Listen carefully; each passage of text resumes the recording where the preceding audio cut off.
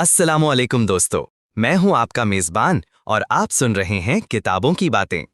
आज के इस पॉडकास्ट में हम बात करने जा रहे हैं दुनिया की मशहूर किताब think and grow rich is Napoleon Hill के साथ 7 अहम असबाक के बारे में। ये वो किताब है जिसने लाखों लोगों की जिंदगी बदली है, और अगर आप भी चाहते हैं कि कामयाबी और खुशहाली आपके करीब आए तो इन असबाक को जरूर सुनें। तो आइए चलते हैं आज के पॉडकास्ट की तरफ। आज हम नेपोलियन हिल की जो क्लासिक किताब है थिंक एंड ग्रो रिच, इसके कुछ बुनियादी उसूलों पर ज़रा गहराई में बात कर रहे हैं। ये उसूल आज भी आप देखें लाखों लोगों के लिए मशाले राह हैं। जी बिल्कुल। ये हिल की कई सालों की तहकीक का निचोड़ है, जिसमें उस दौर के जो कामयाब तरीन लोग थे उनकी जिंदगियों का मुतालिया शामिल है। सही। तो हमारा मकसद सिर्फ उन उसूलों को दोहराना नहीं है, बल्कि ये समझना है कि कामयाबी, चाहे वो माली हो या ज़ाती, ये सिर्फ इत्तफाक नहीं होती। नहीं, बिल्कुल नहीं। बल्कि ये सोच, यकीन और मुसलसल अमल का नतीजा कैसे बनती है, ये समझना है। दर हकीकत ये किताब सिर्फ आप कहें कि दौलत कमाने की तरकीबें नहीं बताती। अच्छा। ये एक मुकम्मल निज़ाम है जहन को कामयाबी के लिए तैयार करने का। हिल का बुनियादी मुकदमा ही यही है कि आपकी जो सोच है ना, वही आपकी हकीकत बनाती है। और अहम बात यह है कि इस सोच को काबू करना सीखा जा सकता है। ठीक है। तो आइए फिर इस निज़ाम की पहली और शायद सबसे अहम कड़ी से शुरू करते हैं। ख्वाहिश, है ना? जी, ख्वाहिश, डिज़ायर। हल कहते हैं कि हर बड़ी कामयाबी की शुरुआत एक जलती हुई ख्वाहिश से होती है। मतलब ये कोई आम सी आरजू नहीं है। बिल्कुल नहीं, एक शदीद लगन। हाँ, शदीद लगन जो आपको बस हर रुकावट के बावजूद आगे धकेलती है। तो क्या ये सिर्फ शिद्दत की बात है या उसकी कोई आप कह लें अमली शक्ल भी है? नहीं, बहुत अच्छा नुक्ता है। हल के नज़दीक ये सिर्फ जज्बे की शिद्दत नहीं, इसका वाज़े होना भी उतना ही ज़रूरी है। वाज़े होना? जी। उन्होंने ख्वाहिश को ठोस बनाने के लिए 6 कदम बताए हैं, खास तौर पर माली हवाले से, लेकिन ये किसी भी मकसद पर लागू होते हैं। अच्छा, क्या है वो? पहला कदम, आपको कितनी रकम चाहिए? बिल्कुल ठीक, कोई इब्हाम ना हो। ठीक। दूसरा, उसके बदले में आप क्या कीमत देने को तैयार हैं? वक्त, मेहनत, कोई खास महारत?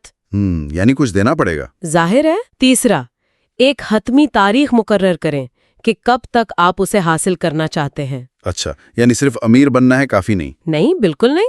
बल्कि जैसे मैं 31 दिसंबर तक 10 लाख रुपए कमाना चाहता हूँ। जी। जिसके लिए मैं रोजाना इजाफी 2 घंटे काम करूंगा और अपनी मार्केटिंग की महारतें इस्तेमाल करूंगा, कुछ इस तरह। बिल्कुल, ये हुई ना ठोस बात। चौथा कदम है एक वाज़े मंसूबा बनाना कि आप ये करेंगे कैसे। मंसूबा? और फौरन अमल शुरू करना।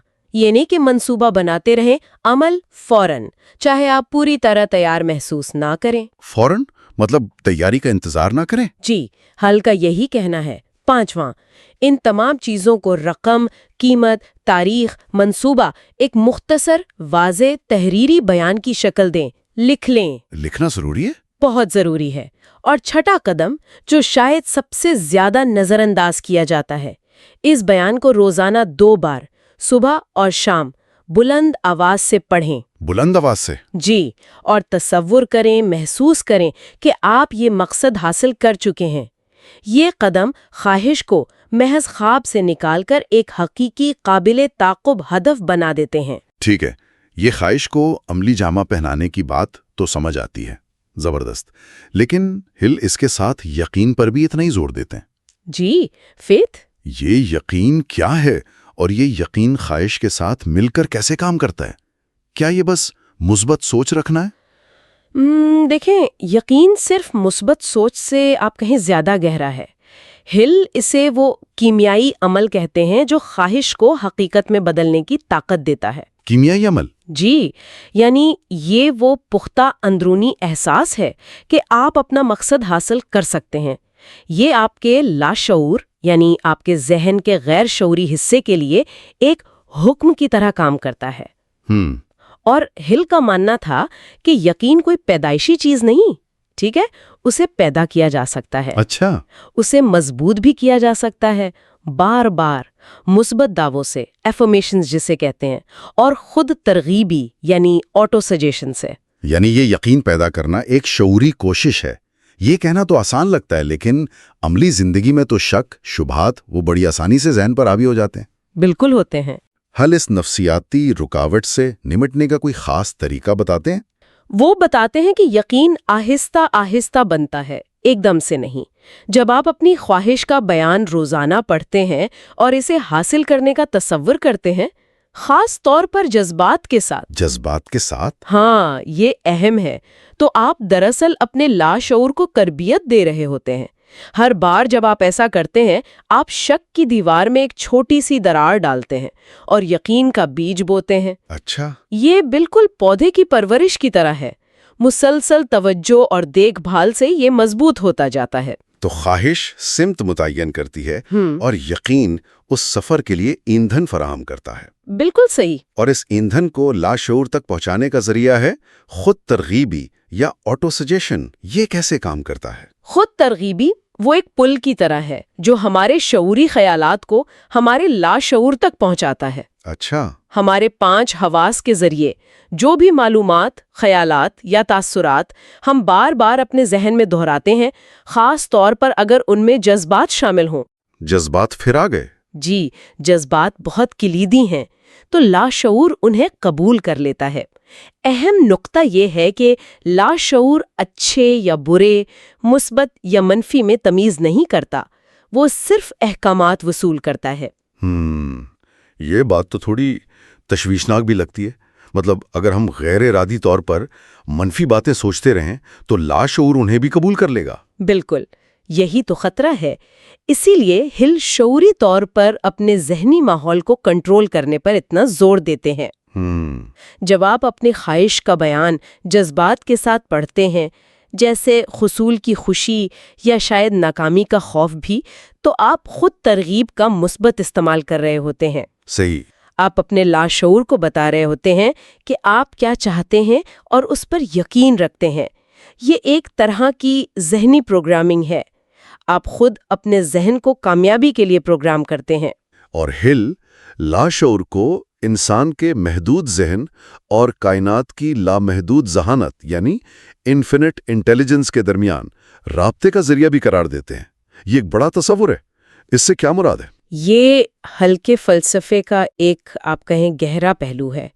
لامحدود ذہانت سے ان کی مراد کائنات کی وہ مجموعی دانش، توانائی یا تخلیقی قوت ہے جس سے ہم سب کسی نہ کسی سطح پر جڑے ہوئے ہیں.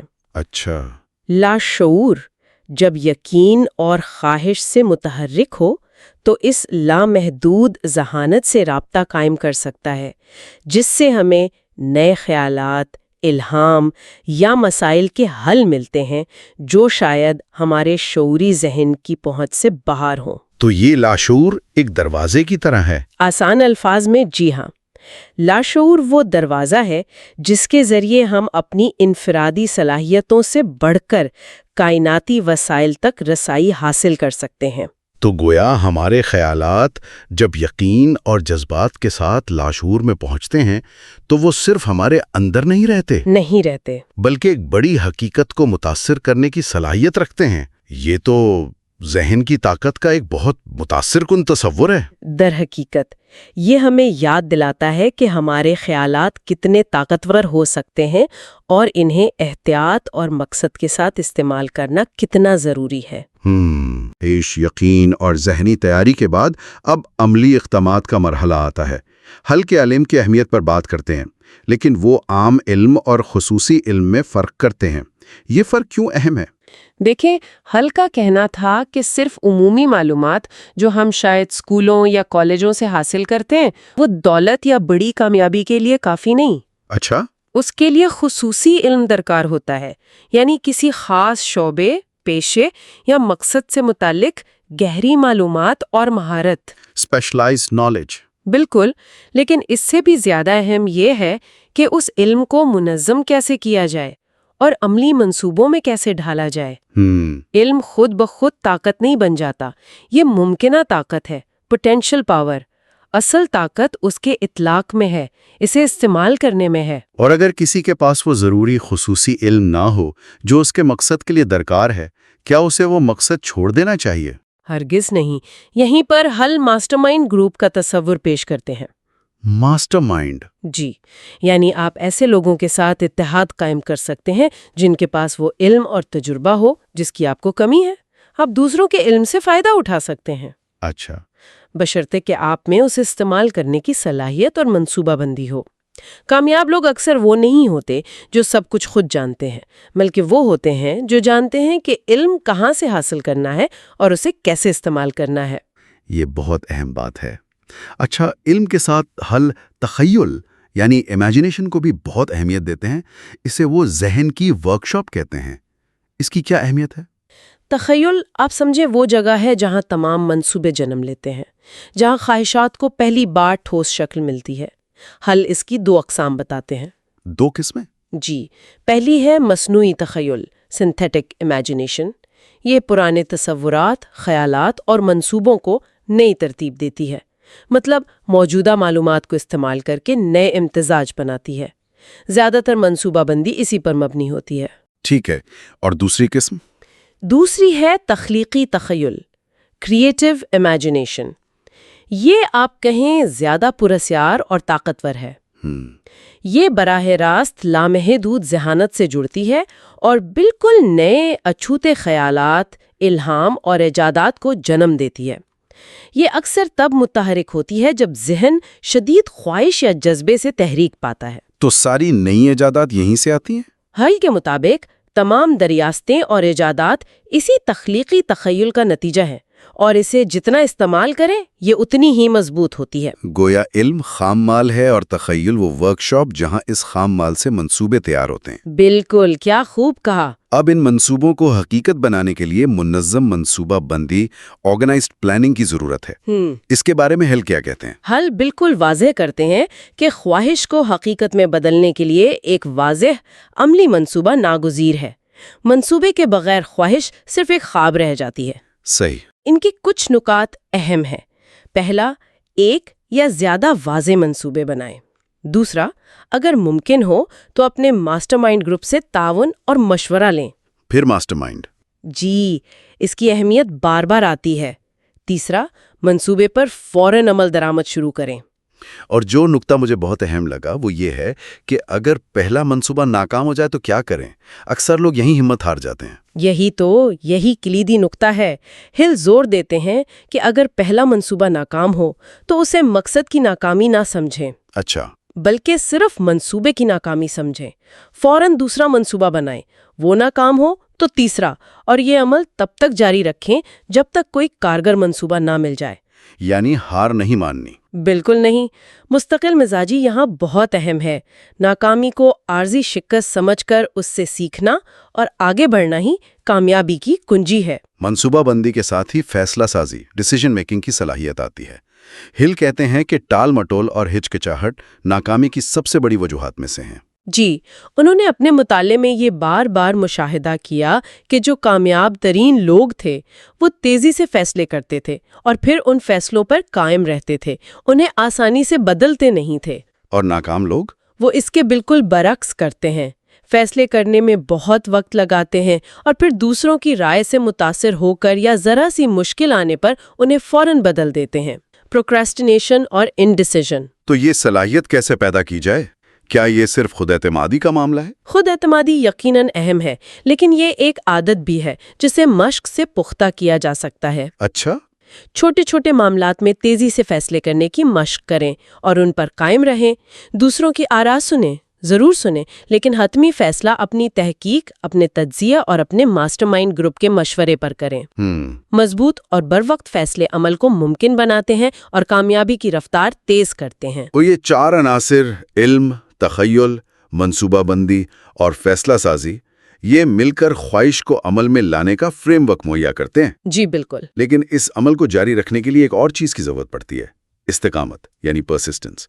اس کی کیا اہمیت ہے؟ استقامت یا مستقل مزاجی یہ وہ صفت ہے جو اکثر کامیابی اور ناکامی کے درمیان آپ کہہ لیں حتمی فرق ڈالتی ہے۔ اچھا، یہ وہ قوت ارادی ہے جو مشکلات، ناکامیوں اور حوصلہ شکنی کے باوجود آپ کو اپنے مقصد پر ڈٹے رہنے پر مجبور کرتی ہے۔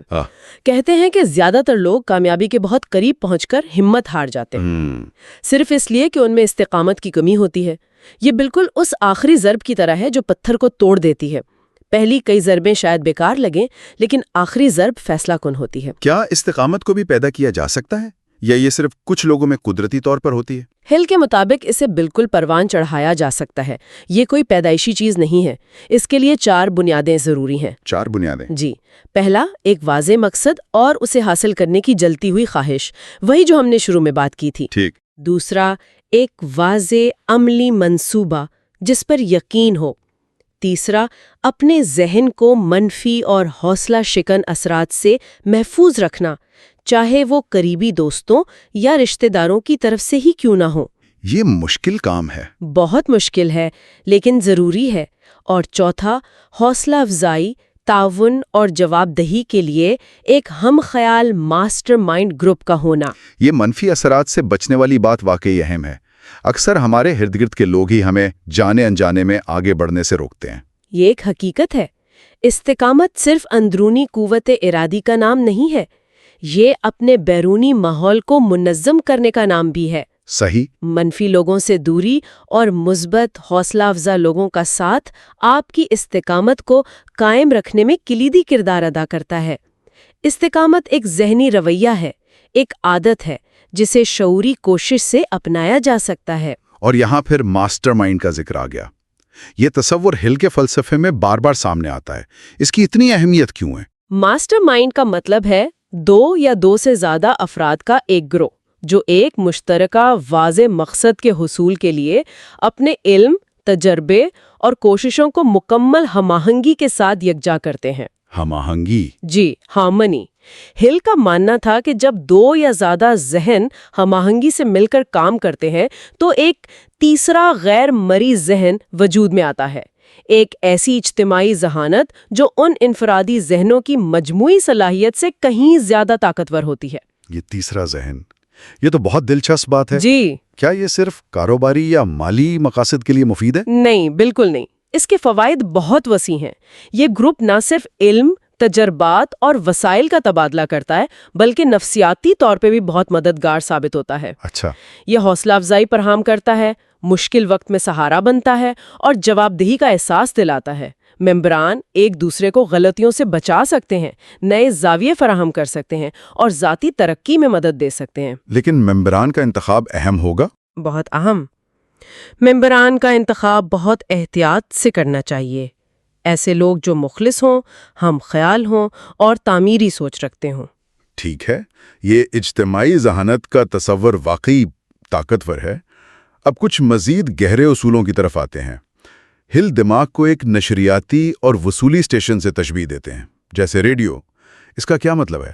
ہل کا نظریہ تھا کہ ہمارے خیالات محض ہمارے سر تک محدود نہیں رہتے، وہ ایک قسم کی توانائی کی لہروں کی صورت میں کائنات میں نشر ہوتے ہیں۔ نشر ہوتے ہیں؟ جی، اور اسی طرح ہم دوسرے ذہنوں سے آنے والی فکری لہروں کو وصول بھی کر سکتے ہیں۔ یہ تصور آج کل کے لا آف اٹریکشن جیسے نظریات سے کافی ملتا جلتا ہے، اور یہ خیالات کی طاقت اور ان کے وسیع تر اثرات پر زور دیتا ہے کہ ہمارا دماغ ایک طاقتور ٹرانسمیٹر بھی ہے اور ریسیور بھی۔ پھر آتی ہے چھٹی حس، یعنی سکستھ سینس۔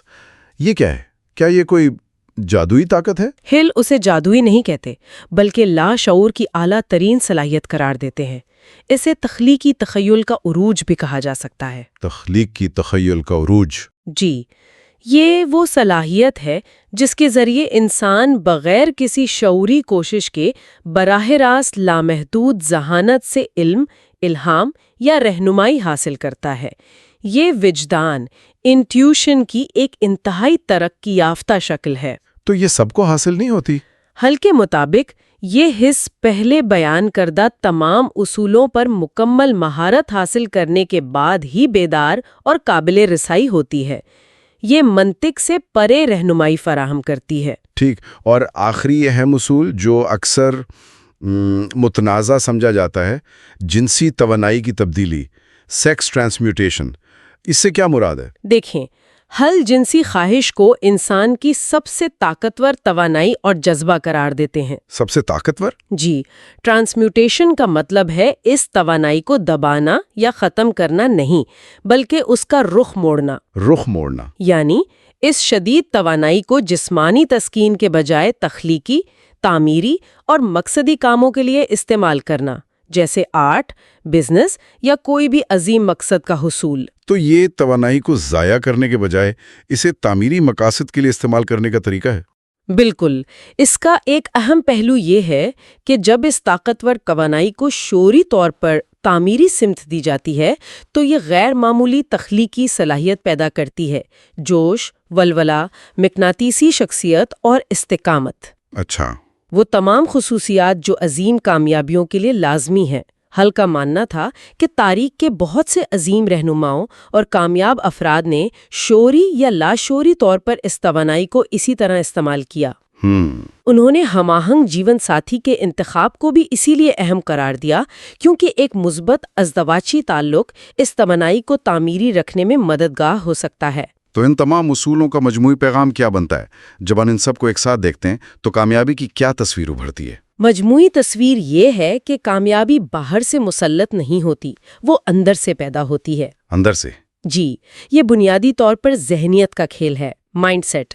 آپ کی خواہش کتنی شدید ہے، آپ کا یقین کتنا پختہ ہے، آپ اپنے ذہن، خاص طور پر لاشعور کو کیسے پروگرام کرتے ہیں، آپ علم اور تخیل کو کیسے استعمال کرتے ہیں، آپ کتنے منظم اور پرعزم ہیں، اور کیا آپ دوسروں کے ساتھ مل کر کام کرنے یعنی ماسٹر مائنڈ کی طاقت کو سمجھتے ہیں۔ تو سارے اوزار ہمارے اندر ہی ہیں؟ بالکل، کامیابی کے تمام اوزار ہمارے اندر موجود ہیں۔ حل کی کتاب انہیں پہچاننے اور استعمال کرنے کا ایک نقشہ فراہم کرتی ہے۔ یہ واقعی ایک جامع نقشہ لگتا ہے، اور یہ صرف نظریات نہیں ہیں بلکہ عملی اقدامات ہیں جو، جیسا آپ نے شروع میں کہا، 20 سال کی تحقیق پر مبنی ہیں۔ جی ہاں، کامیاب لوگوں کے مطالعے پر۔ یہ سوچنے پر مجبور کرتا ہے کہ اگر کوئی شخص ان میں سے صرف ایک اصول، مثلاً صرف استقامت لے لے یا صرف منظم منصوبہ بندی، اگر اسی کو پوری سنجیدگی سے اپنا لے تو اس کی زندگی اور مقاصد کے حصول کے انداز میں کتنی بڑی تبدیلی آ سکتی ہے۔ یقیناً یہ ایک اہم سوال ہے۔ ہر اصول اپنی جگہ ایک بہت طاقتور ذریعہ ہے۔ ان پر عمل کرنے کے لیے نظم و ضبط اور شعوری کوشش درکار ہے، لیکن نتائج واقعی غیر معمولی ہو سکتے ہیں۔ اور آخر میں ایک نقطہ مزید غور کے لیے چھوڑتے ہیں۔